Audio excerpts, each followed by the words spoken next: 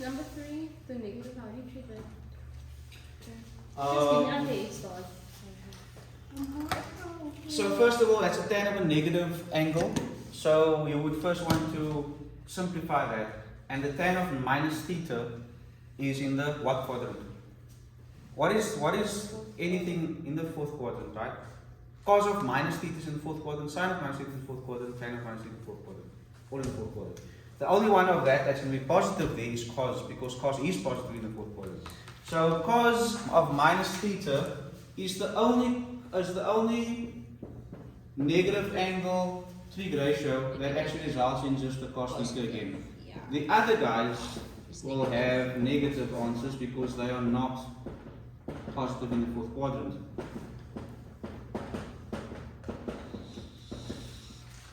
So that's your starting point. I think that's on your blykie as well, no? Dis op jou formule blykie. Yeah. So where would you inject that into a cos? No. Well, you would get there eventually, but you don't want to work with a negative angle there. So you want to do that. So it's been So negative say minus there. tan 23. There we go. Actually, I don't know, that's so long. Where are you? I did it and I said minus sine 23 over cos 23. And then I. So let's look at number 3.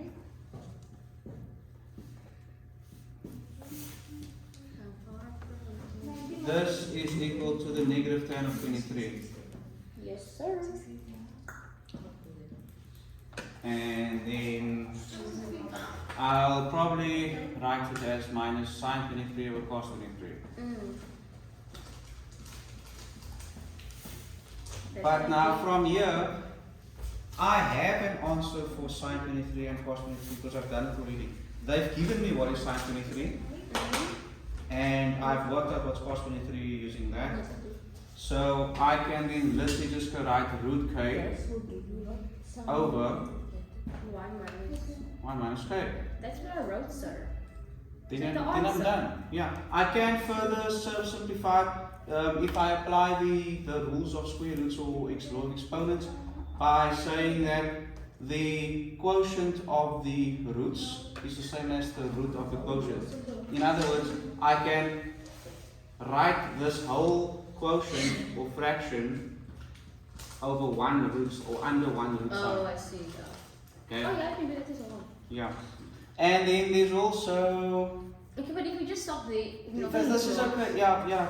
Look, they are asking in its simplest form. So maybe you should go as far as a quotient. as this. Quotient. The good thing is, once you get here, you have answers for it. You've already done it. They've given you sine 23, and you've worked out cos 23 in the previous one. So, might you just simplify it? Yeah, this is one expression. You are literally going to start here and break it down until you get to one ratio. Okay, so a single trigonometric function. Okay, I'm gonna start working through it, even if you are not, because Bronwyn and Leandy is talking all the way through, even though one of them came very late. Yeah. Okay, I'm gonna start for cos of negative x is cos of x, no? Yes. And cos of 90 plus x, am I gonna change it? Sine. Oh, I'm gonna Negative say sine x. negative sine x. Let's keep it as negative sine x. Sine. So did everyone see that this was?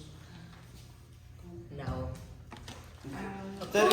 Yes, the whole thing. Now, you might get stuck and zoom in on this here and say, this is a compound, so I can say sine of A minus B, and then you're going to have so a long expansion, and you'll probably get to the same answer, but it will take very long.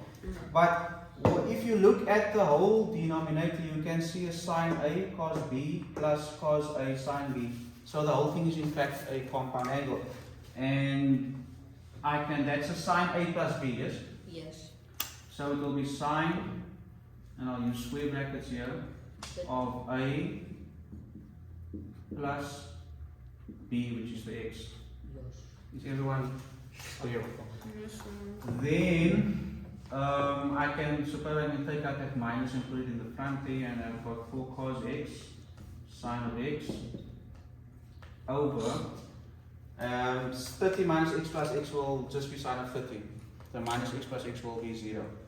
And we all agree and understand that I can just take the brackets away. So, I don't need to multiply anything. Yes. oh, I saw now, sorry. It's fine. So I've got sine of 30 degrees in the denominator. Then I obviously see a double angle business going on in the numerator, yes? Yes. I just need to separate the 2's like I did in one of those previous ones. In other words, I can write it as negative 2 times 2 sine x cos x Yes. over what's sine of 30? Of A half. Huh? So that will be negative 2 special. times sine of 2x. Oh, so cancel out the x's. Yes. I didn't know you can do it there. Cancel out what now? The The x. x is Oh yeah, minus x plus x is 0. And then negative 2 over half is negative 2 times 2, which is negative 4. So I've got negative 4 sine of 2x, and that is my single trigonometry. trigonometric ratio. Trigonometry.